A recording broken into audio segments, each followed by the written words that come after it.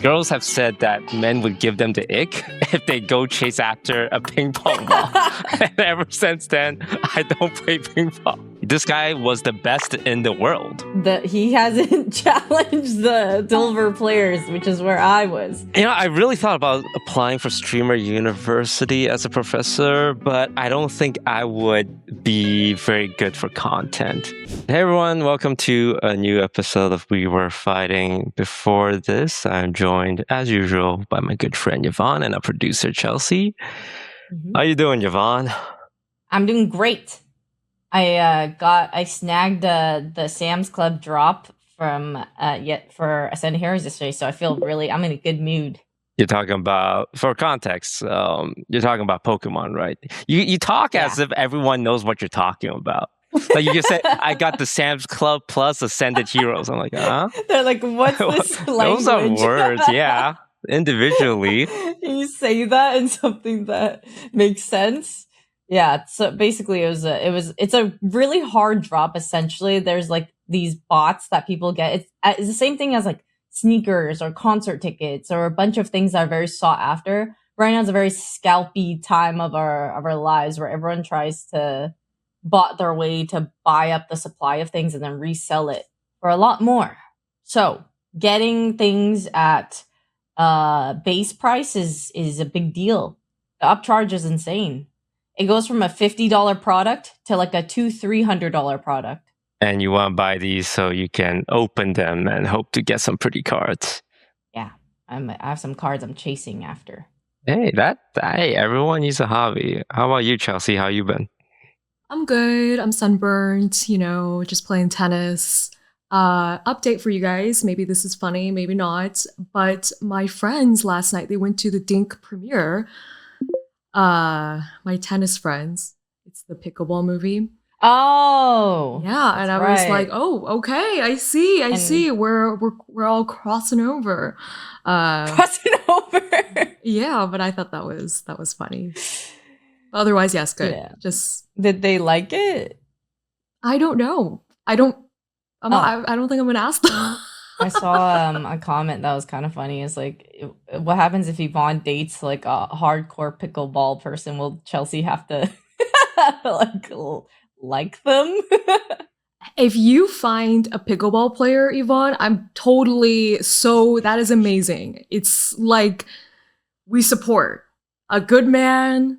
If he's like the love of your life, absolutely. But if he like screws, this guy has to be the love of my life. Has to be like the person I'm gonna marry. Or else Chelsea's like, hey. But if he screws you over, then I have things to say. Yeah, like.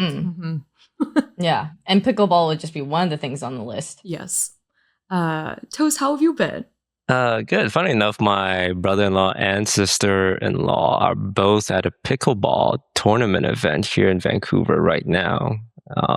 They're both, my sister-in-law is really into it. So all my pickleball exposure comes from her.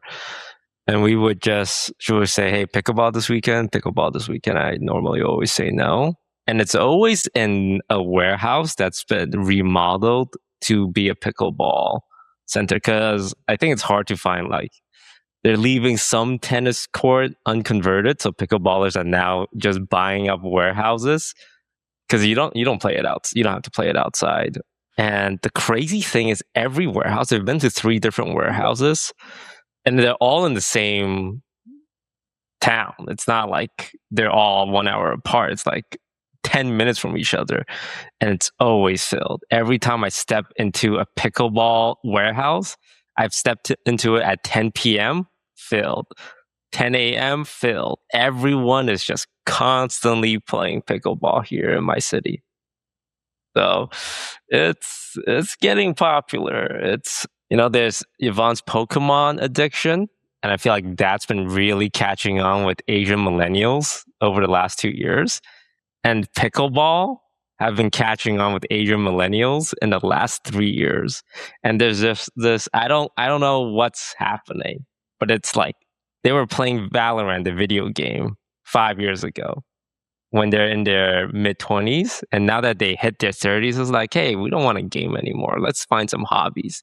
And the hobbies are pickleball, collecting cards, and going to conventions. And I wonder if that's in my future, because I have been kind of doing those things just casually as well. And I'm So you've been scared. playing pickleball. Yeah, I'm scared. I don't want to. It's like, there's nothing wrong with being in the crowd of what everyone's doing. But it's like, oh man, am I just one of the millennials? Because that would mean I'm an old Asian millennial, which is exactly But what you I am. are. I am. I am. So I need to do things that aren't Asian millennial coded so I can be hip and cool. Can I ask, do you enjoy the game itself? Do I enjoy pickleball? I think it's fun. I feel bad when I play. The reason why I never played tennis is because I have such a hard time with it. Like, I hit the ball and it's out. I hit the ball and it's out. And I know my opponent doesn't really care because he knows that he's playing with like a newbie. But it feels bad because it's that act of going to get the ball. Like ping pong. You guys play ping pong? The most annoying thing is you hit it and it bounces, and you're trying to catch it, but it's kind of small and bouncy. And it goes under the couch, and girls have said that men would give them the ick if they go chase after a ping pong ball. And ever since then, I don't play ping pong. And it's so small and bouncy. And I feel the same when it comes to tennis and pickleball. It's like, oh, it goes over the net. Hey, sir, sorry, I interrupted, a neighboring court's rally. It's like, hey, sorry, thank you. It's a lot. It's a lot. But that's just like the learning early process of any sport that you do. It's going to be annoying. You play badminton, same thing. It like you hit the rim, it goes sideways, and you're like, well, the rally's over. And you just do it. You grab it, you pick it up, you hit it again. And then one rally, it's over. It's like that for like a gazillion years until you're better. Yeah, but I do have fun playing pickleball with someone like who's also learning, because you're just hitting something back and forth, right? We don't care too much about it being out. Like, I think it's really cheesy if you're just having fun rallying and your opponent doesn't hit it because it's like 1 centimeter in the out zone, and they're like, out. And I'm like, bro, we're just practicing. We ain't got to be doing it like that. But I enjoy it as like for fun, laid back, casual cardio for like an hour. It actually works your body pretty well because you're just running all over the place nonstop. So I enjoy it. I like sports. It's fun. Once I get there, the hard part is just dragging myself to go. I want to go. Yeah, I know you would. You're Asian and millennial. You're fully leaning into it. And what's wrong with that? There's nothing wrong with that. You're just a caricature. You have AJ Raphael on the CD in your car. And guess what? I'm unapologetic about the things that I have that I like. You can't shame me out of what I like just because a lot of other people liked it. There's a reason why things are popular. There's a reason why, because if enough people liked it, enough people think it's good. Why do you like Pokemon cards? I initially liked it because of the art, and now there's like many things that I like along with it. So initially it was like I didn't know Pokemon cards could look this pretty, and then I got like piqued my interest a little bit. I was like, oh, maybe I could just start collecting like a bit of cute cards here and there, right? And then I would just like, I was still not really into it yet, just like, oh, it's around, like, haha type of thing, or like we would open packs here and there. And then what bit the bug for me was like going to a card show. Once I went to a card show and I just had this giant display of what's out there in the world, and I saw all these arts and cards that I thought were so cute or so charismatic and like all this stuff, it made me really love it. And then I went from like 0 to 100. I went to like a card show every weekend pretty much after that. And I loved also the meeting people. At card shows, I would meet like a ton of people, and everyone was just so nice. It was like unlocking like a little side quest area that I thrived in. Nothing about the hype or the FOMO or the money. Well, now it's like there's gambling aspects in it. Now I like opening packs, and like when I get it's like a big dopamine rush. So there's that's been added. Because before I was more buying cards than opening packs, and now I love opening packs. So it's been like it's like a giant entity of things.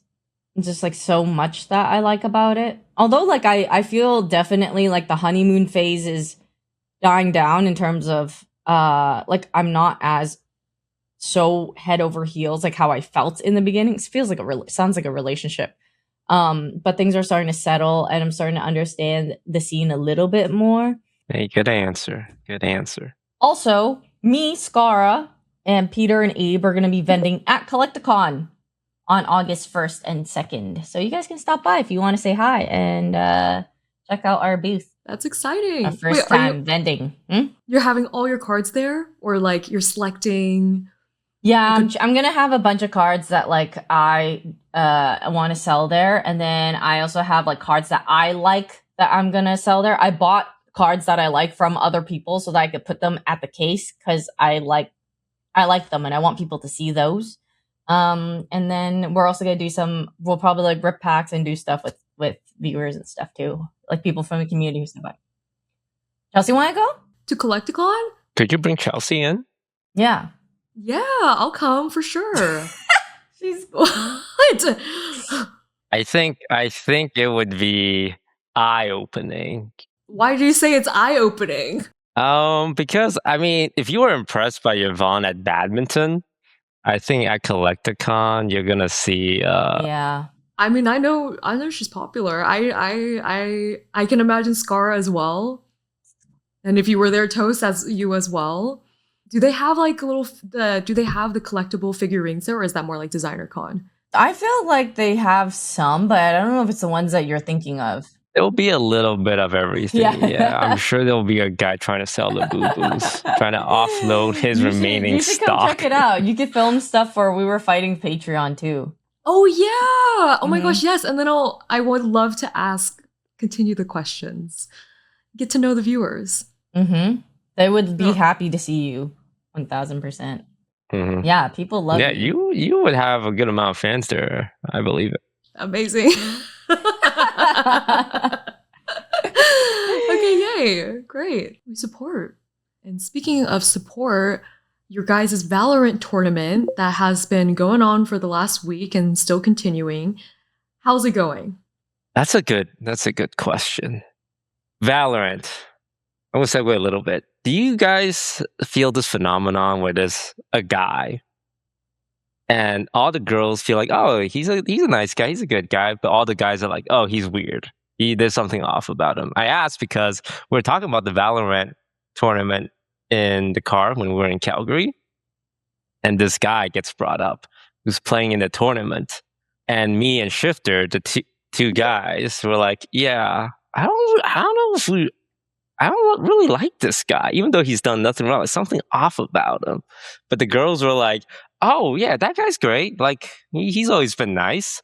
But I swear there's this guy radar for certain guys that gets triggered, but girls don't feel that way. Like, there are obviously like shitty guys that like everyone can agree that that guy's shitty.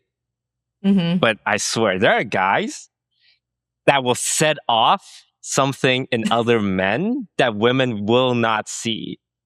That they say, oh no, he's harmless. Oh no, he's just like that. Like, do you guys think this phenomenon exists?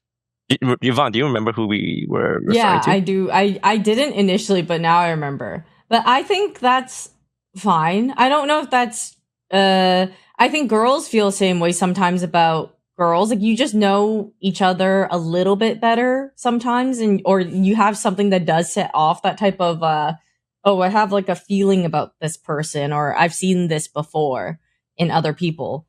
I would like to think that sometimes we're not always right about it, but a lot of times we are. But I trust it because I trust like the inkling feeling that you're describing that you have, because I felt it similarly. You felt it similar to that guy, or like to other women in the past? To other girls. It's just like sometimes you're like, girls, some relatable tendencies, or like you've been there, or like you've seen other people act a certain way, or, like you sense the vibes. Kelsey, have you felt that way? Like you would sense a vibe for a girl, but all your guy friends are like, well, what are you talking about? Yeah, and I always say to myself and others, like, trust your intuition, trust your gut. Like, that's what you have and you gotta follow it. But I'm wondering, like, did you feel this with the guy on your team? Like, what's He's not on my team. He's just in the tournament, and I know people are gonna go on a wild goose chase. And we weren't saying like this guy murdered someone. It's like, oh yeah, I don't really like playing with this guy. But yeah, I was just looking through the list of competitors, and I remember thinking to myself, oh, I kind of hope I don't get on the same team as this guy. And again, he's done nothing wrong. Like I think sometimes you just don't vibe with each other. And I remember in the car with Danny, like he said something. He didn't indicate that he had a problem with the guy. It's really funny. Like the way he said it was like, oh yeah, some people don't really like playing with him. But me as a guy, I remember him saying that thinking, he said some people. He didn't say himself. So he might actually be chill with the guy. But I know Danny a little bit, and we kind of have similar thoughts on certain things. I think when he said people don't really like playing with him, he means himself. So 5 minutes later, I'm in the car. It's like, hey, Danny, going back to that guy, what did you mean? And he was like, yeah, I don't really like playing with him. And I was like, I don't like playing with him too. But yeah, when the teams were picked, I was a little nervous about being on certain teams with certain people. And I think it would have been fine because it's more of a vibes thing. I like the team we ended up on. We had to replace Jason DeWeen for our friend Boxbox, who I'm obviously a lot closer to. But he's not as good because Jason DeWeen's actually really good. But the vibes are a little better in terms of like familiarity, but probably also taking a hit because we're losing more with a last second substitution. One of the problems I have with our team is I talk a lot. And I'm like, You talk so much. I'm actually like right now the worst player on the team because Yvonne's popping off, but I'm talking a lot. And one of my struggle is playing with people that don't talk as much, and I have to overcompensate because I would say Boxbox, Ryan, and Yvonne aren't talkers because they're just kind of like focused on the game. And there are times I'm looking at the minimap because I'm dead early on pretty often. And it will be like, if the enemy can come from two sides, left or right, and I see Boxbox, Ryan, Yvonne all looking left, and I'm thinking like, someone's going to say, hey, we're all looking left, I'm going to look right. But they're all looking left. So I would have to say, hey, can someone look right? But I don't know why, but I think all three of you have the same brain. Then all three of you will look right. I'm like, why can't one of you say, I'm going to look right? Why do I have to say, hey, look right? So that's one of my struggles with the team because I talk so much because sometimes I feel like I have to make up for the fact that you three aren't talkers as well. And I just end up talking too much. The part is you yapping, and I can't hear my thoughts when I'm trying to fight. I'm in the middle of a fight. He's like, rah, rah, rah, and his voice goes high pitch and like starts frantically yelling. And I'm like, bro, I can't hear what's going on. For the record, I don't do that during the tournament. During the practice games, I do that. Yeah. In the tournament game, I'm quiet because I'm bot fragging and I'm fucking sad and tilted. I don't hear anything other than something Timothy, something Timothy. Oh, yeah, that was from the practice games yesterday. Yeah. But it's been fun. The vibes go up and down, but overall really up because I watch the tournament footage from other teams, and some teams are like, it's fucking depression over there. Like, I know. Even watching it, I'm like, holy shit, this is uncomfortable. And it's all just based on vibes because not a lot of teams have players who are friends with each other. There are some teams who are just like, oh, we are meeting for the first time, so we're going to play together and we're going to try our best. And it also depends on your like pro player. Every team gets a pro player. The way Shazam and Timmy leads their team, it's very dictatorship, which is fine and very effective. But it's like, hey, you go there, you do that. Why did you do this? Don't do that. Which can, depending on your way of communication, could be a little harsh or it could be something you need to get better. But our captain's super chill. He's like, Yeah, I don't want to ask you guys to do things you don't want to. And it was up to us. It's like, hey, Captain, just say the word. We're willing to go in there and die for you. It's like the way these other pro players are using their team. And once we started doing that, we ended up winning a lot more. Yeah. Just like playing to your strengths, basically. Like, I'm not gonna, like, does it make more sense for me to have the good gun or our captain to have the good gun?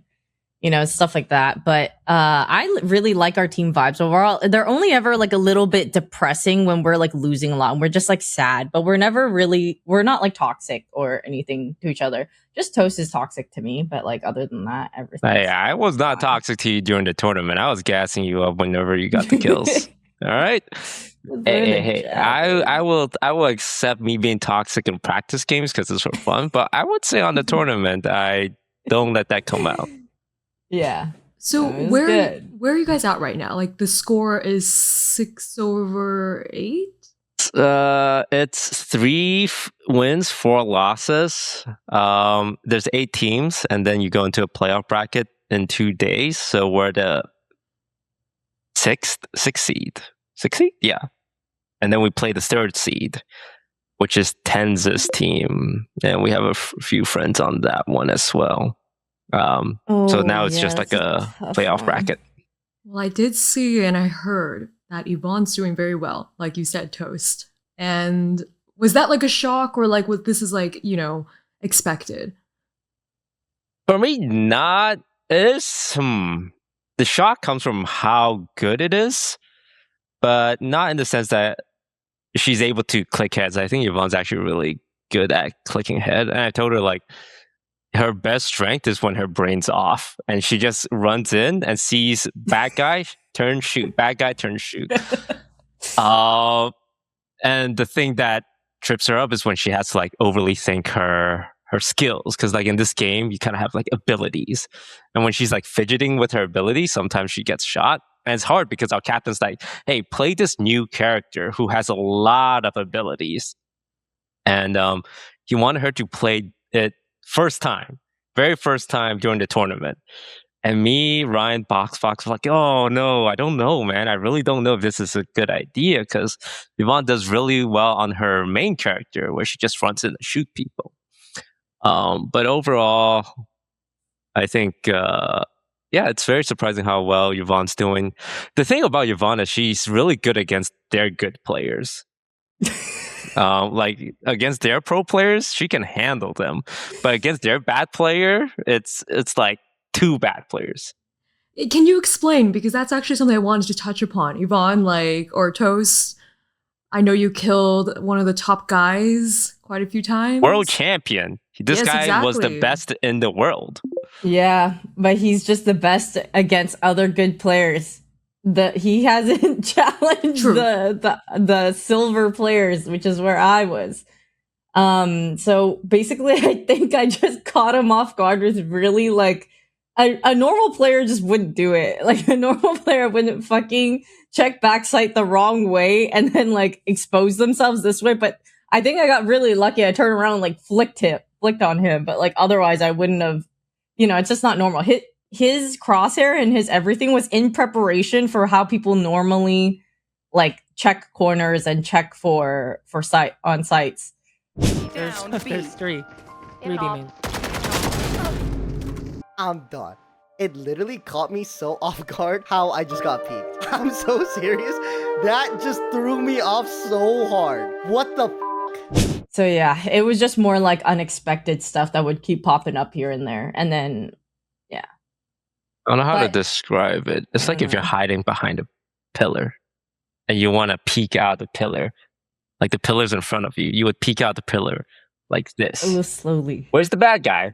Okay. Yvonne peeks out the pillar like this. She walks out of the pillar and then turns 90 degrees. And I think the pro players saw that and took like, because this game is so reaction based, saw her just walk out. His brain got fried for half a second. Half a second, it paused his brain. And I mean, it's just mechanically impressive because Yvonne still needs to turn 90 degrees and then click him on the head. in that 0.5 second where the pro player is like, what the fuck is this? So yeah, it's I saw the clip. It's really funny. Okay, Valorant is a game that I like more because of the tournament now. It's just a game that I didn't really put much time as much in. I played it on stream. I would play it for content or when we're like playing in a group of friends. That's when I enjoy playing it, is if other people are playing too. But like, did I like it as a game as much? Not in particular. I did in the beginning and then I kind of phased out of it slowly. But I don't know. It's like one of those, like, maybe if I put in more effort and time and practice, I could be better. Like, I'm sure I could. It's just, do I want to? I feel like there's games that I kind of like can't decide which one I want to try a little bit more in again. Well, it looks like you guys are having a great time. Vibes are high. Everyone's doing a really good job. It's my first time tuning in, so I was just so happy to see. I mean, I thought Yvonne was great. Not that I've ever seen another game, but I was like, wow, Yvonne's on fire. She's like killing so many people. Like the rate was high. So amazing. Toast, you too. I didn't get to watch too much of it. No. I was struggling the whole time. I would say someone's compiled the stat sheets, and in this game, headshots are the most important thing. Because this is a shooting game. If you hit someone in the head, usually they die instantly, right?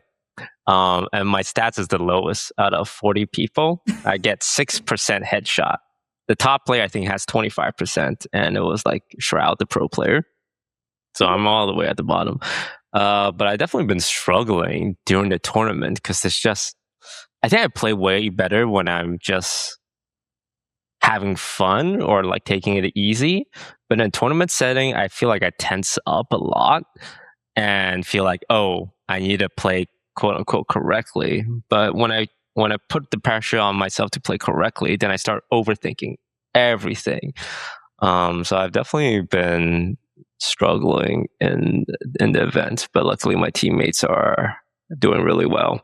Yeah, I think I hear it sometimes when you're like, it's like it's Psalm left or something. It's like I can't 1v1 this person, but it's like be fearless. Like anybody could hit a head in a shooting game type of thing. It's like you could totally have a chance of killing him. Yeah, like, I kill him. I think it's definitely a confidence thing. Like once you start losing a few times, and you're like, oh man, I don't know what to do. Like my usual tricks aren't working. I think what helps me is I'm like, oh, I'm the tier 5 player. I'm not expected to do well, which is really nice. But like, and if I do well, that's like a plus. And so just F it, try things and go crazy. I love it. I love seeing the wins. Well, I wanted to cover and talk about Streamer University. That was something was going on when you guys are in the tournaments. Did you guys watch any of the clips? I know some of your friends were there. I didn't watch too much. I would just get random clips of it. I know Ludwig's been doing a great job trying to like actually teach people. Because Streamer University, it's this weird. It's not very educational, right? Most of the teachers aren't teachers. They're just popular streamers. And they don't really give advice that isn't for content. Like it's kind of like a TV show, right? They're not actually trying to be teachers. I think Ludwig tried to do a balance of both, and then this other guy, Agent, tried to do a balance of both, and it really stands out. But I didn't watch too much of it. It's this weird thing of like a lot of small streamers think being around big streamers will make them big, which isn't the case. Like we've seen tons of small streamers that has the opportunity to be around big streamers, but they don't get big from it. There's also this thought that a lot of these new gen streamers have, which is like, if I'm as annoying or disruptive as possible and I can get a clip, then I can become famous. And I saw a lot of that of just like streamers trying to like starting shit and trying to create drama. And I'm like, this is not how you do it. Like, this is not why you're here. And there's also streamers that just end up doing nothing, right? They just think, oh, I'm here and this is good enough. So it's a hard balance. I think it's a really fun experiment, and some people get a lot out of it, and some people get nothing out of it. So it's like the Wild West. There, like you can do anything you want, and hopefully you get famous from it. But I wonder if kids these days all want to be streamers because it's going crazy over there. Yeah, I heard that like a lot of kids in classrooms, like half of them will be like, "Oh, I want to be a YouTuber, streamer, content creator." And I think it used to be more, it could happen. It was more likely back in the day where if you were around another big streamer a lot, then you would also gain a lot of their audience or be big. And not saying that that couldn't happen nowadays, but I feel like it's a lot less effective because there's so much more competition for content creators. Like there are COVID and just things throughout the years created so many more content creators that it's so saturated that just because you're around someone is popular, that can't really propel you to where you might want to be anymore. Whereas back in the day, I think that you could get away with that here and there. But now you got to put in really the time and effort and strategy to do so. Yeah, I was watching and actually watched a lot of Streamer University, and it was a lot. You know, I feel like the behavior on some individuals' parts were quite low. Just, like obviously I don't know if it's for the clip, right? We don't know if like they're all in on it. I'm just watching. And it was kind of sad at times just to see like, the behavior of like, okay, where are the boundaries, right? Like, are we gonna like put the hot, like, spill hot sauce on someone, like shoot the Orbeez gun? Like there's a lot of moments where it just kind of like, when I watched Kai be sad, right, on the side. And again, I don't know if that's real or not. I'm just taking it as like what it is. It was just like, damn, like that's a lot, right? We don't really know if that's real or, how to feel. So I mean, a lot of it is it stirs up people because a lot of the emotions are real. Right. Like I saw the clip of the Pokemon card, this guy who like ripped up a Pokemon card with Keem. And I thought basically what happened was Keem had like a roommate, I believe, and then he was opening cards. He hit like a Jolteon, and that was like a really difficult hit. And then Keem was really excited about it. He was like, "Oh my god, like you like Pokemon? Like I could show you." Like he looked like he was like prepared to bond with this guy.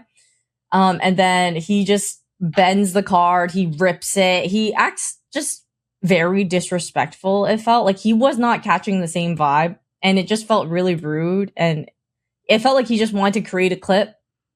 He came off completely wrong for the clip. And then also I saw like the apology that he tried to do afterwards. I feel like a lot of it was very not taking accountability and just being like, I'm sorry because people are upset.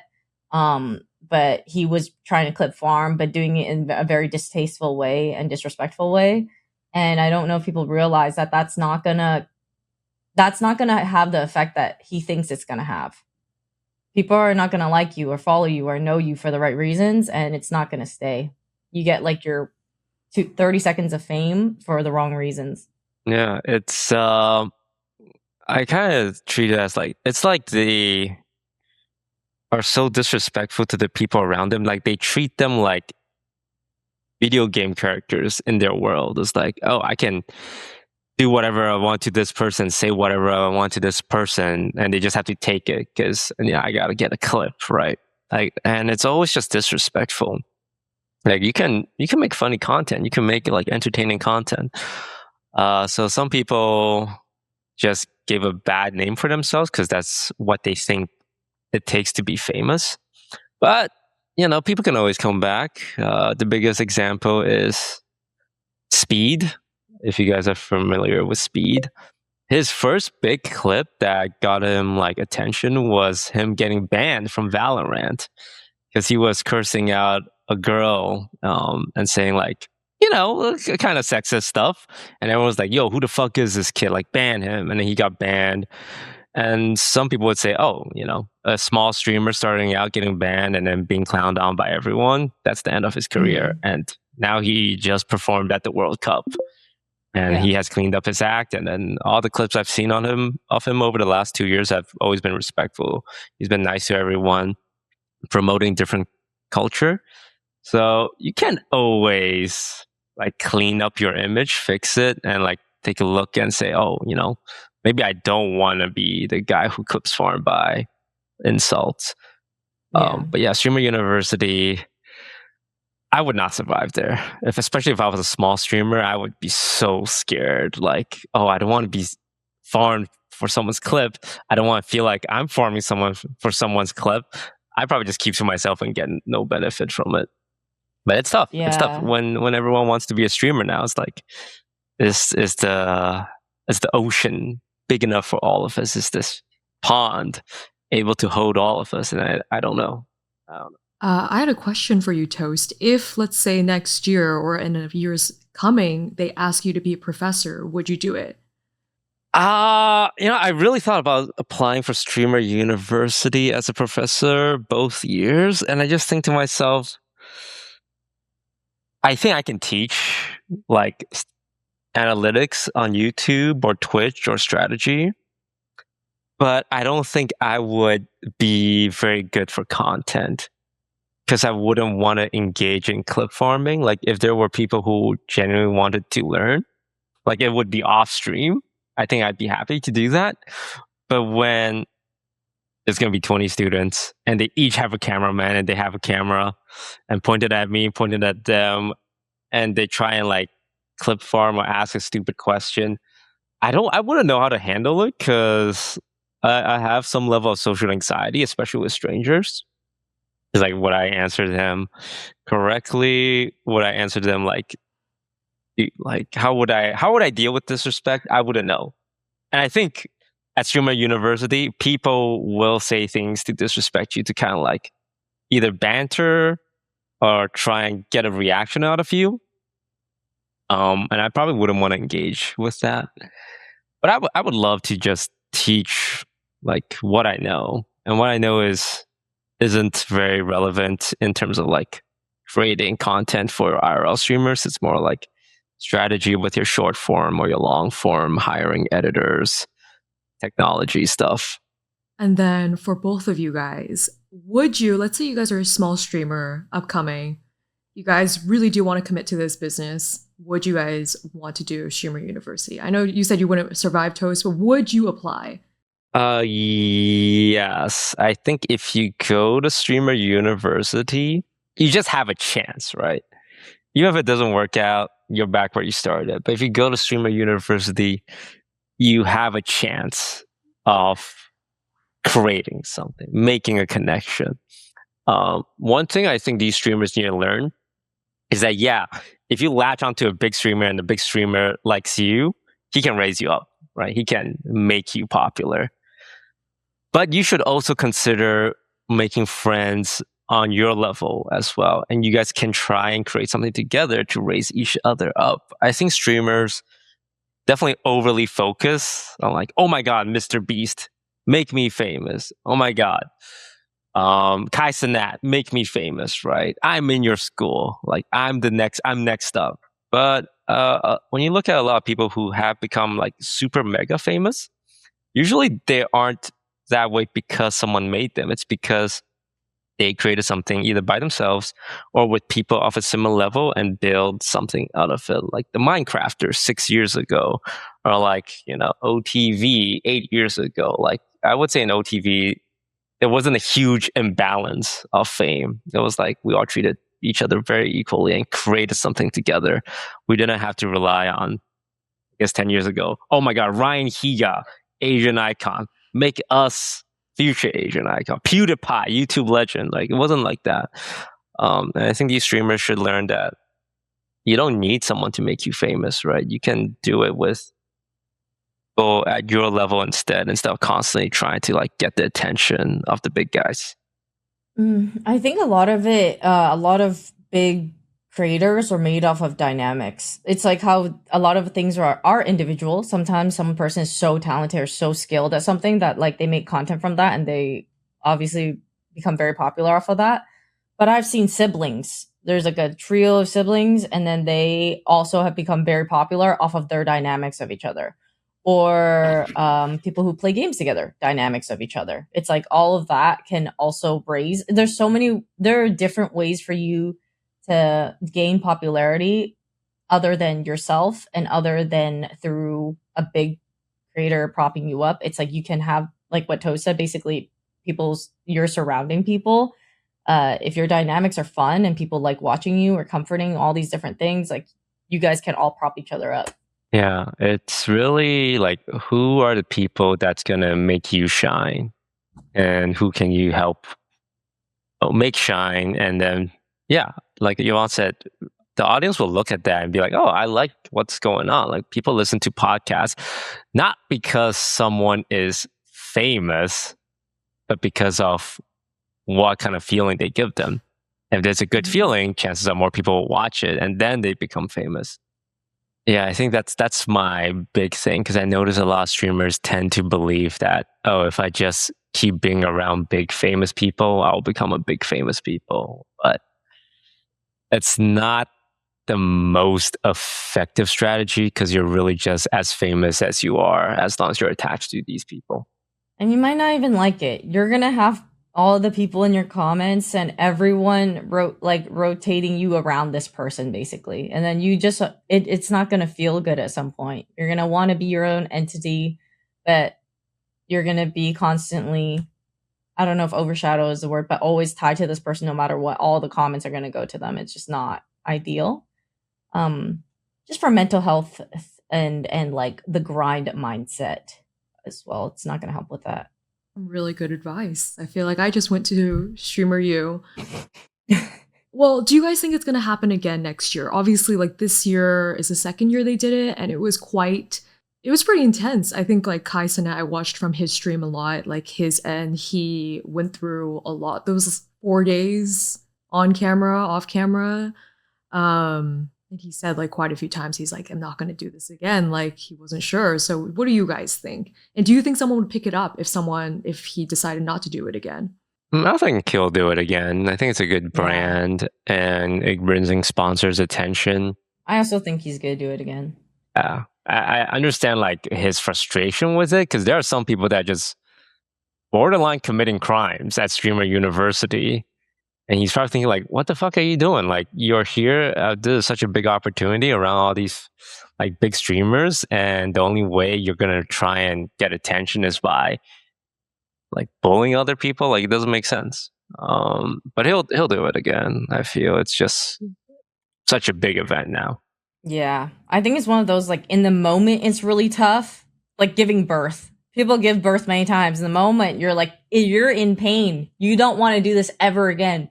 And then you finish giving birth and you forget almost sometimes how painful it was. Or you're like, now that you had a little break, you're like, I could pop out another one.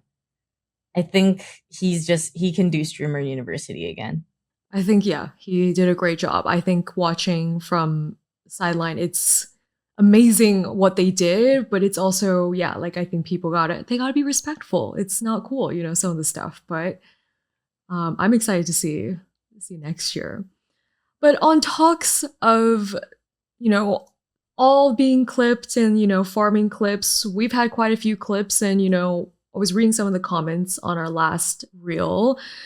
Toast, someone said that you look chopped. Like, what do you want to say about that? Like, have you seen these comments before? Not the specific one, but I've been called so many things, so many times on the internet. I've been called chopped, ugly, handsome, like the entire range, right? And usually it doesn't really matter in terms of like, everyone's gonna say whatever, right? And there are some days where like I look good, and some days I just roll out of bed. So comments about my appearances don't really affect me that much, because it's not something I take a lot of pride in, I guess. If I like really dressed up and I think my outfit's cool, and I take a photo and I post it, and people are like, oh my God, my eyes, I would feel like, ooh.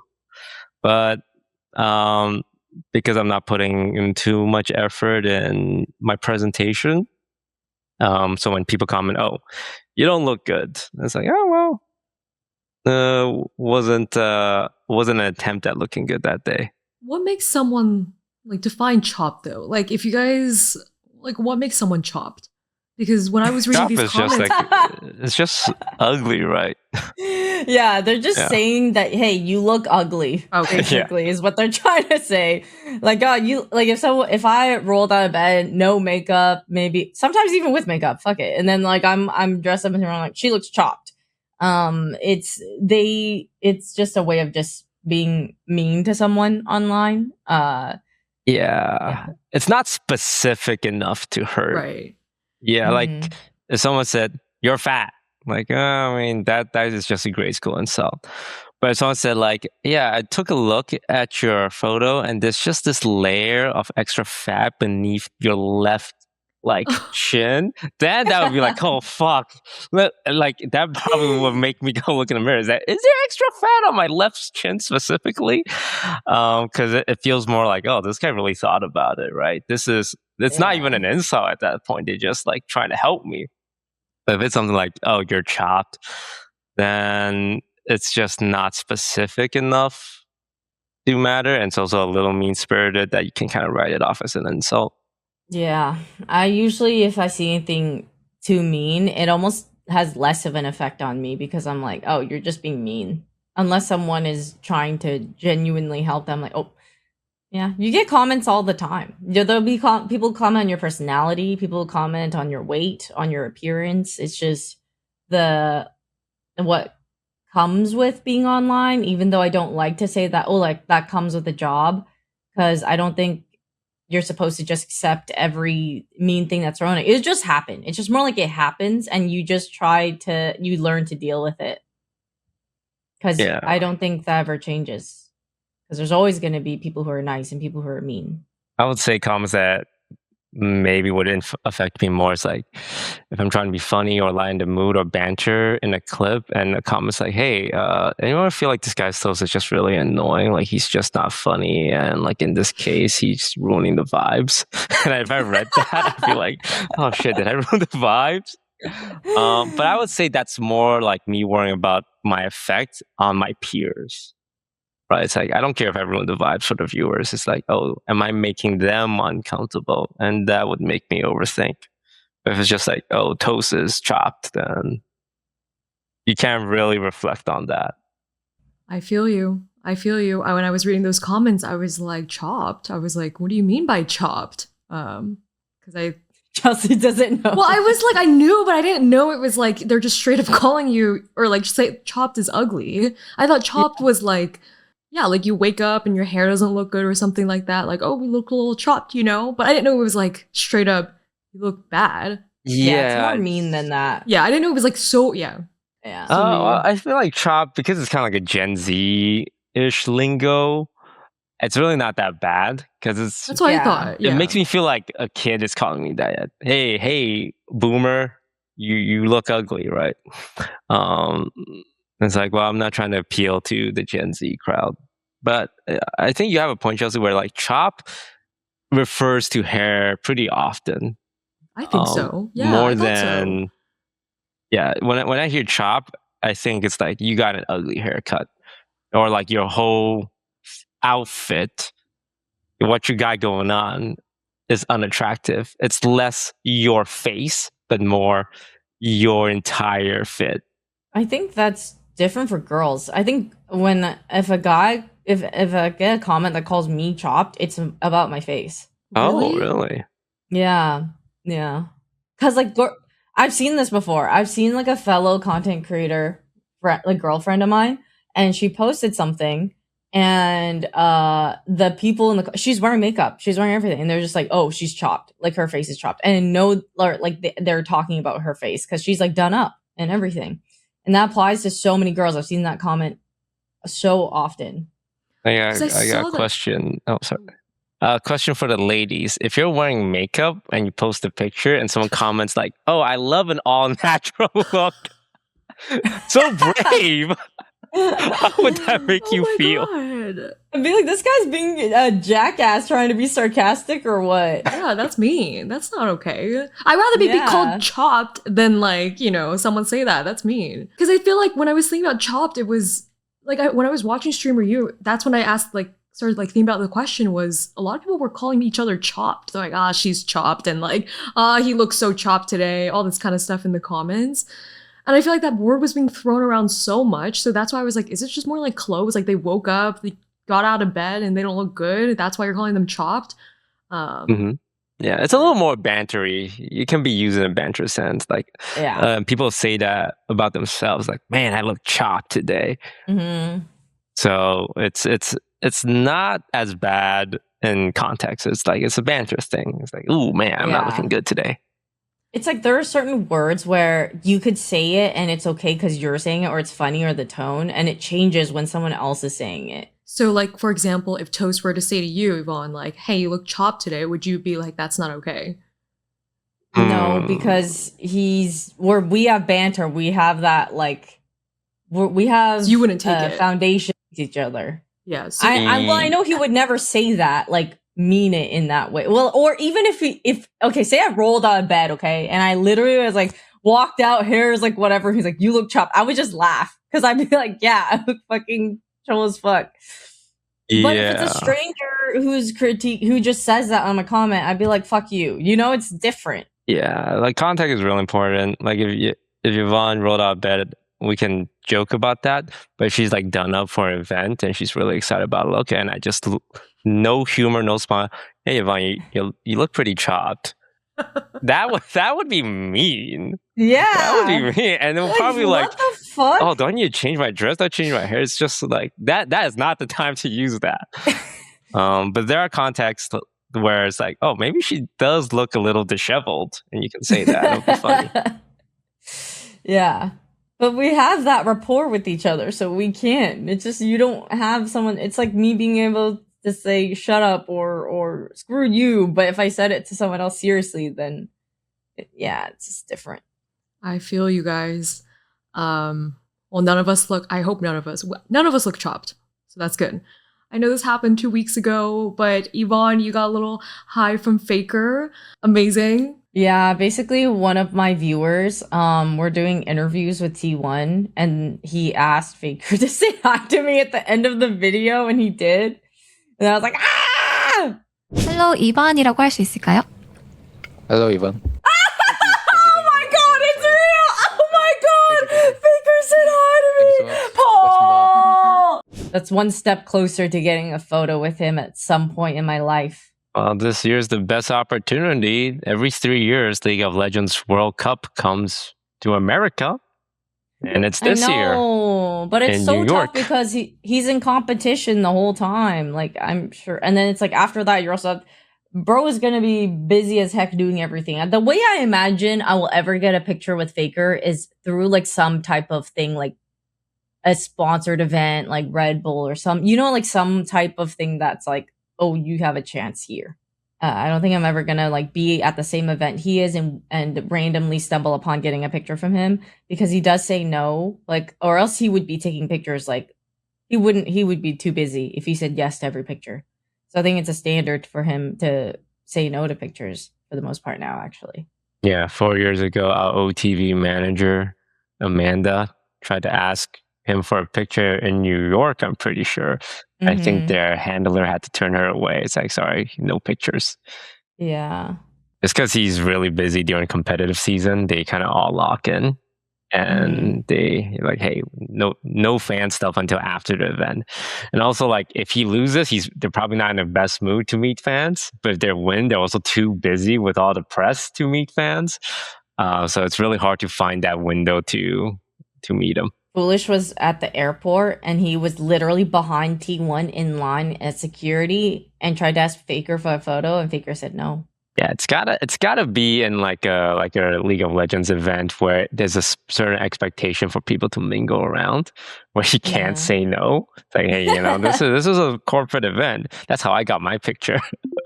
You kind of have to say yes. Yeah, because like if you're at a corporate event, you kind of know that everyone's there because they are part of the ecosystem and not just some random fan. One of these days. Well, I did think it was pretty cool he said your name. He was like screaming for you. Awesome. It was like so amazing. Well, That's all for this week, guys. Thank you guys so much for watching. Make sure to check out our Patreon if you'd like. We send out postcards, cards, stickers, a bunch of little things that we always like to add on. And whenever me and Toast go on trips together, we'd like to add a little vlog season stuff in there. But yeah, thank you guys so much for watching this week's episode of We Were Fighting, and we'll see you guys next time. Bye-bye. Bye-bye. Hello, Patreon. Look where we are now. Yeah, we're on a mountaintop. Yeah. Yeah. You see this? Okay. This is we're at Banff, and we're eating with this view next to. Excuse me? Only. Hey. Don't be that easy.